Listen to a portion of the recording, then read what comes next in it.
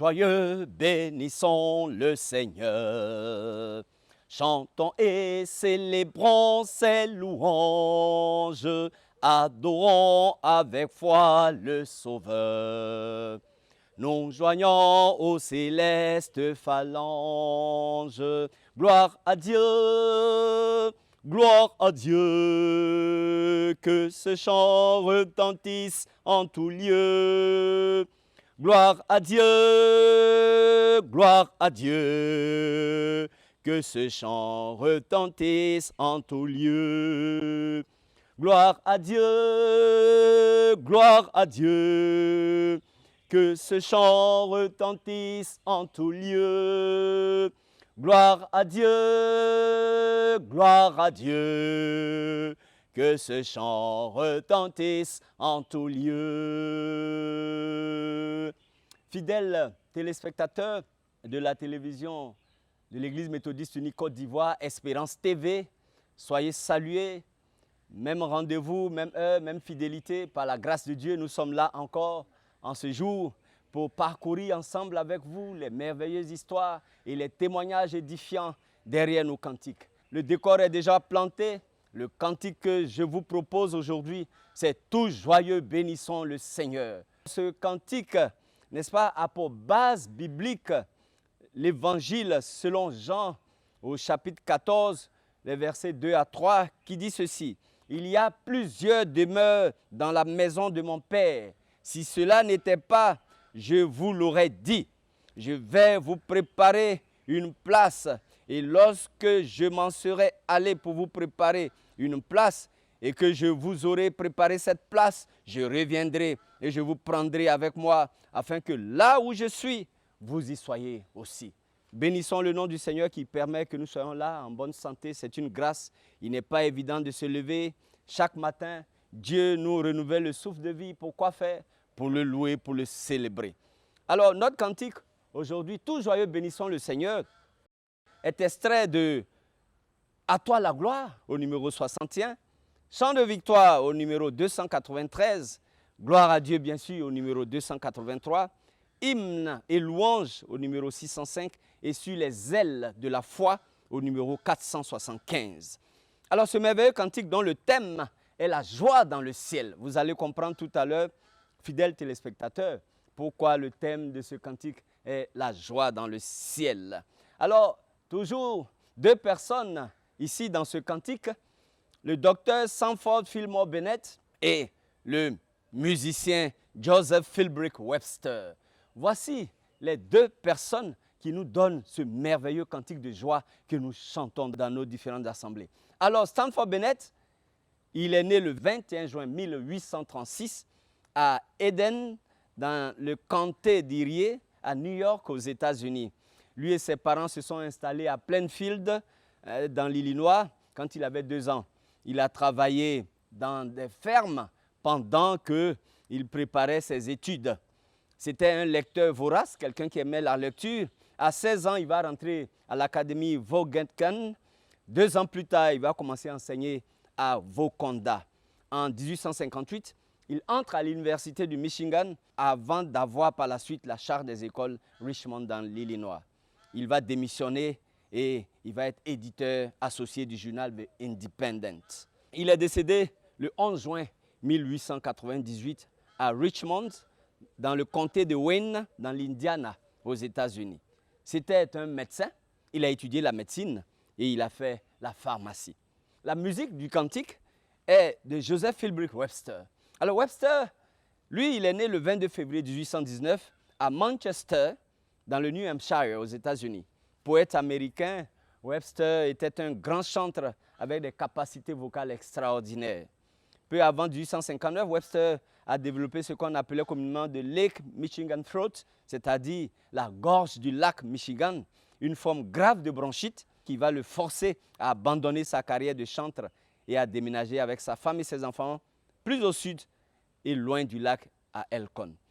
N'ayant plus de force dans sa voix pour le chant, oui, Webster va se tourner dans la composition musicale. Donc voici un musicien, un choriste qui, pour des questions de mots de gorge, va abandonner, n'est-ce pas, le côté chant pour s'adonner à la composition. musical. Il est décédé le 18 janvier 1875 à Elkhorn, dans le Wisconsin, aux États-Unis, à l'âge de 56 ans. Fidèles téléspectateurs, voici nos deux personnages qui nous donnent ce cantique. Un médecin pharmacien du nom de Dr. Sanford Fillmore Bennett et un musicien talentueux du nom de Joseph Philbrick Webster. Ce cantique a été écrit en 1868. Alors le thème du cantique, c'est joie dans le ciel. Joie dans le ciel. Alors qu'en est-il du cantique? L'auteur lui-même, le docteur Bennett, nous donne ici l'histoire du cantique. Bennett, le parolier, et Webster, le musicien, étaient deux amis dans la même ville. Alors, Bennett, le parolier, donc médecin pharmacien, savait que son ami musicien avait des problèmes de troubles mentaux parfois. Il était parfois névrosé, quelqu'un qui était toujours mélancolique, quelqu'un qui voyait toujours le côté sombre de la vie. Le docteur Bennett se dit, mais comment il peut aider à élever son ami, comment il peut aider à soutenir son ami, comment il peut aider à exhorter son ami, comment il peut aider à encourager son ami. Voici les questions que le docteur Bennett se posait et il attendait de saisir une opportunité, n'est-ce pas, pour aider son ami musicien. Oui, malheureusement, vous le savez, les grands musiciens sont souvent tourmentés, sont souvent troublés. Je ne sais pas si c'est la musique qui fait cela. Mais le grand Handel lui-même, il avait ses problèmes, n'est-ce pas? Il avait ses problèmes de troubles mentaux parfois. Il était souvent aussi névrosé. Tous les grands musiciens ont eu ce problème. Je ne sais pas si les notes musicales ont quelque chose à voir avec les troubles mentaux ou bien l'état mental, n'est-ce pas, de ces musiciens. Toujours est-il que Bennett, le médecin, voulait rendre service à son ami Webster. Bennett nous dit qu'il était en bon terme avec Webster et un jour, Webster, le névrosé, le musicien, va venir dans la pharmacie de Bennett avec son violon sous le bras, avec le visage froissé, avec le visage découragé, comme quelqu'un qui ne savait plus à qui se donner ou à qui se confier. Et Bennett, connaissant très bien son ami Webster, va lui demander, « Webster, que se passe-t-il encore aujourd'hui? Pourquoi es-tu encore dans cet état aujourd'hui? Pourquoi es-tu triste? Pourquoi es-tu névrosé encore aujourd'hui? » Et Bennett, le médecin, après avoir posé cette question, Webster, le musicien, va répondre, « Rien du tout, il n'y a rien. Mais j'espère que tout ira bien petit à petit. » Alors voici, Bennett, le parolier, le pharmacien, va saisir cette opportunité. Puisque Webster lui a dit, ça ira, petit à petit, je pense que je serai dans la joie et que ça ira. Mais pour l'instant, ça ne va pas. Alors, le docteur Bennett, qui est pharmacien, écoutez, Dali Opo est pharmacien, son ami musicien vient le voir pour lui dire ça ne va pas. Quelle est l'attente du musicien ou du patient? C'est que Dali Opo puisse lui prescrire un médicament. Mais au lieu de prescrire un médicament physique, puisque Bennett connaissait l'état de l'âme de son ami, il sait qu'une simple prescription médicale n'allait pas lui suffire. Alors, il va chercher autre chose, par un cantique, à exhorter et à encourager son ami. Alors, il saisit cette opportunité et il va dire, le doux peu à peu songea-t-il. Et il va poser la question à Webster, écoute, Webster, tu as dit peu à peu, ça ira très bien. Que dirais-tu si on pouvait composer un cantique, le doux peu à peu, ou la joie dans le ciel? Bennett avait posé cette question de manière anodine, mais Webster va dire, si tu veux, effectivement, ça peut faire un bon cantique. Aussitôt, le médecin va se retirer dans sa pharmacie et il va commencer à griffonner des paroles d'un cantique. Et lui-même nous dit, en me tournant vers mon bureau, j'ai écrit les paroles de l'hymne aussi vite que je pouvais écrire. Et il va remettre les paroles à Webster, le musicien. Il va lui dire, Webster, voici ton ordonnance. Alléluia. Et Webster, le musicien, va commencer à lire les paroles. Il va lire les paroles et pendant qu'il lisait les paroles, ses yeux ont commencé à clignoter comme quelqu'un à qui on a donné un médicament et qui était en train de prendre le médicament et qui se voyait soulagé au fur et à mesure. Il va lire les paroles. Il va dire, mais c'est merveilleux ces paroles. Et instantanément, en tant que musicien, il va prendre une feuille, donc un bout de papier, il va commencer à griffonner les notes de musique du cantique tel que nous le chantons aujourd'hui. Il va prendre son violon et il va commencer à essayer les notes qu'il avait écrites. Et Le docteur Bennett était étonné. Et les deux amis ont commencé à chanter le cantique. Un client est entré dans la pharmacie, dans l'officine, et les trois ont commencé à chanter le cantique. Un quatrième est entré, et les quatre ont commencé à chanter le cantique. Un cinquième est entré, et il s'est exclamé, mais waouh, que ce cantique, je ne l'ai jamais entendu auparavant, mais il est éternel, il est immortel.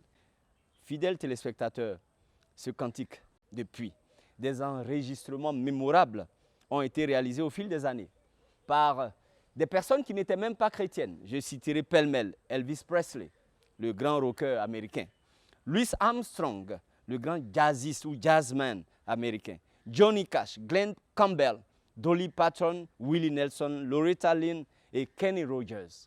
Donc ces personnes ont vu la beauté des rimes, la beauté du cantique, et sans être des chrétiens, ils vont chanter, ils vont interpréter ce cantique. Voici ce cantique, fidèles téléspectateurs. Chantez son amour une fois de plus, nous dit Bennett. L'amour qui ne peut jamais tarir. L'amour du sang de l'agneau qui a été immolé jusqu'à ce que nous le louions à nouveau en ce jour. Oui, soyons joyeux. Nous nous rencontrerons sur cette belle rive. Oui, toujours joyeux, nous nous rencontrerons sur cette belle rive.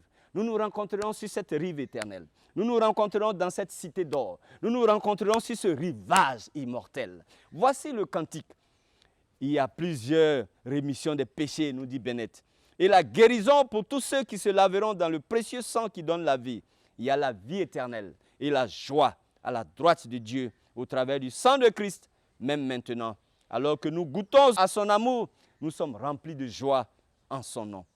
Mais que sera-t-il lorsque nous nous joindrons au chant de l'agneau? Fidèles téléspectateurs, voici cette ordonnance médicale prescrite par le parolier Bennett à son ami musicien Webster. Alors, ce cantique, donc, disais-je, est une prescription médicale, une ordonnance. Webster, musicien malade, névrosé, d'une humeur mélancolique et triste, rend visite à son ami, médecin Bennett, pour lui demander de l'aide. Un médicament ou un remède scientifique sans doute. Contre toute attente et connaissant bien son ami, ce docteur va lui prescrire plutôt un cantique de joie pour calmer son mal. Les témoignages disent qu'au fur et à mesure que les amis chantaient ce cantique de joie, spécialement écrit pour lui, il se sentait soulagé et peu à peu guéri et régénéré. Alléluia. Ah, la louange. N'est-ce pas ce que produit la louange? N'est-ce pas ce que faisait le roi David? Comme nous le dit la Bible en 1 Samuel au chapitre 16, le verset 23. Lorsque Saül était possédé par des esprits mauvais, la Bible nous dit que David jouait sa harpe et les démons abandonnaient Saül. Oui, la joie est un grand remède. Toujours demeurer dans la joie nous tient loin des esprits mauvais. Selon 1 Thessaloniciens au chapitre 5, les versets 16 à 19, qui dit « Soyez toujours joyeux, priez sans cesse, rendez grâce en toutes choses, car c'est à votre égard la volonté de Dieu en Jésus-Christ. » Fidèles téléspectateurs, voici ce cantique. Nous dit Webster et Bennett, notre joie ne doit pas dépendre des circonstances, mais plutôt de notre assurance et du salut et de la vie éternelle que nous avons en Jésus-Christ. Voici, parce que le diable sait. C'est pour cela que Paul exhortait les chrétiens de Thessalonique pour dire, soyez toujours dans la joie. Parce que quand on est dans la joie, le diable n'a pas l'occasion, il n'a pas l'opportunité, il n'a pas la force de venir semer des idées mauvaises, des idées troubles dans notre esprit. Donc voici comment ce cantique de joie a apporté la guérison à un musicien névrosé. Fidèles téléspectateurs, soyons toujours dans la joie. Et Bennett nous dit que notre joie, c'est qu'un jour, nous allons rencontrer notre Seigneur là-haut et que nous allons joindre nos voix à celles des anges pour le célébrer dans un amour éternel. Voici ce qui doit faire la joie du chrétien. Savoir que Jésus est allé nous préparer une place et lorsque cette place est prête, il viendra nous chercher et nous serons avec lui et lui avec nous. Voici ces paroles que nous devons faire comprendre et que nous devons comprendre. Notre place est dans les cieux et cela doit être notre joie. Rien de plus joyeux que de savoir que cette terre n'est qu'un transit, que cette terre n'est qu'un passage pour nous, que nous ne sommes que des pèlerins de passage et que bientôt nous allons échanger cette terre contre le ciel. Voici joie dans le ciel.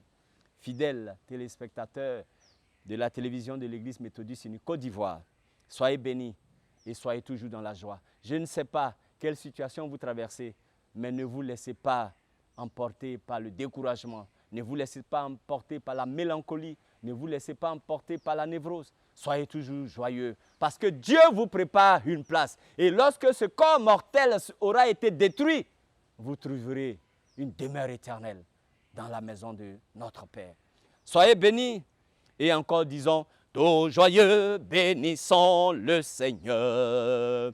Chantons et célébrons ses louanges, adorons avec foi le Sauveur. Nous joignons aux célestes phalanges. Gloire à Dieu, gloire à Dieu. Que ce chant retentisse en tout lieu. Gloire à Dieu, gloire à Dieu. Que ce chant retentisse en tout lieu. Que ce chant merveilleux retentisse dans vos cœurs et qu'il retentisse sur vos lèvres et que vous soyez toujours dans la joie.